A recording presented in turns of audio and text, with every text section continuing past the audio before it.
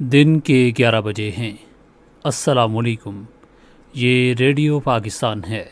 عبد القدیر سے خبریں سنیے۔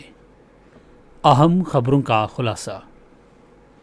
کربلا میں حضرت امام حسین رضی اللہ تعالیٰ عنہ اور ان کے جانثار رفقا کی عظیم قربانیوں کو خراج عقیدت پیش کرنے کے لیے آج ملک بھر میں یوم عاشور مذہبی عقیدت و احترام کے ساتھ منایا جا رہا ہے۔ صدر اور وزیر اعظم نے اپنے پیغام میں کہا ہے کہ حضرت امام حسین رضی اللہ تعالیٰ عنہ کا قربانی کا فلسفہ تمام مسلمانوں کے لیے ہدایت اور رہنمائی کا سرچشمہ ہے۔ وزیر اعظم نے شمالی وزیرستان میں فوجی قافلے پر حملے کی مذمت کی ہے جس میں 4 جوان شہید ہو گئے تھے۔ اور اقوام متحدہ میں فلسطین کے سفیر نے عالمی ادارے پر زور دیا ہے کہ وہ غزہ میں اسرائیلی مظالم سے بے گناہ لوگوں کی زندگیاں بچانے کے حوالے سے اپنی ذمہ داری پوری کرے۔ اور اب خبریں تفصیل کے ساتھ۔ کربلا میں حضرت امام حسین رضی اللہ تعالی عنہ اور ان کے جانثار رفاقی عظیم قربانی کو خراج عقیدت پیش کرنے کے لیے آج ملک بھر میں یوم عاشور مذہبی عقیدت و احترام کے ساتھ منایا جا رہا ہے۔ ملک کے تمام شہروں اور قصبوں میں آج عزاداری کے جلوس نکالے جائیں گے۔ علماء کرام اور ذاکرین حضرت امام حسین رضی اللہ تعالی عنہ کی حق و صداقت پر مبنی تعلیمات اور سانحہ کربلا کے مختلف پہلوؤں کو اجاگر کریں گے۔ محرم کے جلوسوں کے محفوظ اور بلا تعطل روانی یقینی بنانے اور مجالس کے انتظام کے لیے سیکیورٹی کے لیے جامع انتظامات کیے گئے ہیں۔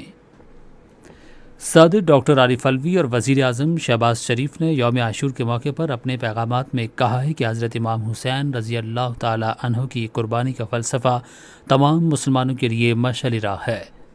صدر مملکت نے اپنے پیغام میں کہا کہ یہ دن ہمیں یاد دلاتا ہے کہ ہمیں انفرادی اور اجتماعی سطح پر ہمیشہ حق کی فتح کے لیے صبر، حوصلے اور ثابت قدمی کے ساتھ جدوجہد کے لیے ہمیشہ تیار رہنا چاہیے۔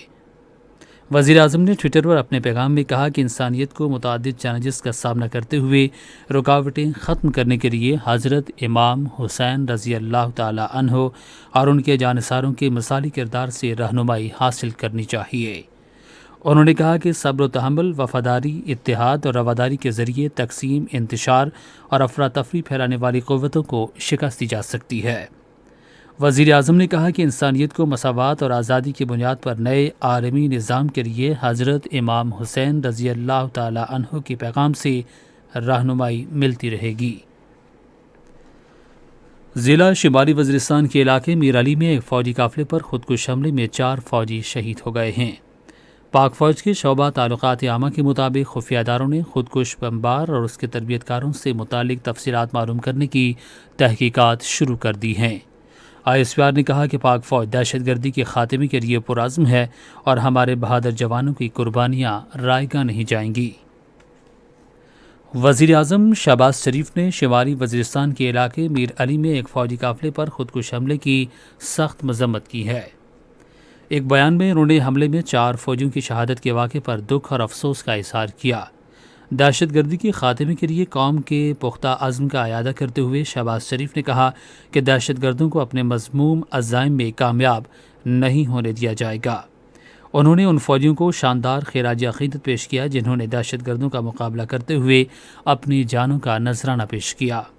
وزیر اعظم نے دعا کی کہ اللہ تعالیٰ شہداء کو جنت الفردوس میں اعلیٰ مقام اور سوگوار خاندانوں کو صبر جمیل عطا فرمائے۔ پاکستان کی پہلی دستور ساز اسمبلی کے قیام کے 75 سال مکمل ہونے پر 5 روزہ تقریبات کل سے پارلیمنٹ ہاؤس اسلام آباد میں شروع ہوں گی۔ قومی اسمبلی سیکریٹریٹ کی جانب سے اس موقع کو شایان نشان طریقے سے منانے کے لیے جامع انتظامات کیے گئے ہیں۔ تقریبات کا موضوع ہے میرا پارلیمان رہبر ترقی و کمال۔ لداخ سمیت بھارت کی غیر قانونی زیر قبضہ جموں کشمیر میں محکمہ بجلی کے ہزاروں ملازمین نے مودی حکومت کی جانب سے بھارتی پارلیمنٹ میں الیکٹرک سٹی ترمیمی بل 2022 پیش کرنے کے خلاف شدید احتجاج کیا۔ بل کا مقصد اس محکمے کو ہندوتوا نظریے کے ساتھ وابستہ بھارتی تاجروں کے حوالے کرنا ہے۔ اقوام متحدہ میں فلسطینی سفیر ریاض منصور نے عالمی برادری پر زور دیا ہے کہ وہ غزہ میں اسرائیلی مظالم سے بے گناہ لوگوں کو بچانے کے لیے اپنی ذمہ داریاں پوری کرے۔ غزہ کی صورتحال کے بارے میں اقوام متحدہ کی سلامتی کونسل کے ہنگامی اجلاس سے ویڈیو لنک کے ذریعے خطاب کرتے ہوئے انہوں نے غزہ میں اسرائیل کی جارحیت کی مذمت کی۔ انہوں نے کہا کہ غزہ پر حالیہ اسرائیلی حملوں میں 15 بچوں سمیت 44 فلسطینی شہید اور سینکڑوں افراد زخمی ہوئے۔ امریکہ کے صدر جو بائیڈن آج سویڈن اور فن لینڈ کے نیٹو سے الحاق دستاویزات پر دستخط کریں گے۔ وائٹ ہاؤس کے مطابق امریکی صدر دونوں ملکوں کی طرف سے اتحاد میں شامل ہونے کی درخواستوں کی پہلے ہی توثیق کر چکی ہے۔ اور جنوبی کوریا میں دارالحکومت سیول میں موسلادھار بارشوں سے سیلاب کے باعث کم سے کم 7 افراد ہلاک اور 9 زخمی ہو گئے۔ جنوبی کوریا کے محکمہ موسمیات نے کہا ہے کہ ملک میں اس بار اس سال میں سب سے زیادہ بارش ہوئی، جس کے نتیجے میں سیول اور قریبی اضلاع میں بجلی منقطع ہو گئی ہے۔ اسی کے ساتھ خبریں ختم ہوئیں۔ مزید خبروں اور تجزیوں کے لیے ہماری ویب سائٹ ہے radio.gov.pk اور فیس بک کے link radio Pakistan news official پر براہ راست ویڈیو سٹریمنگ بھی ملاحظہ کیجیے۔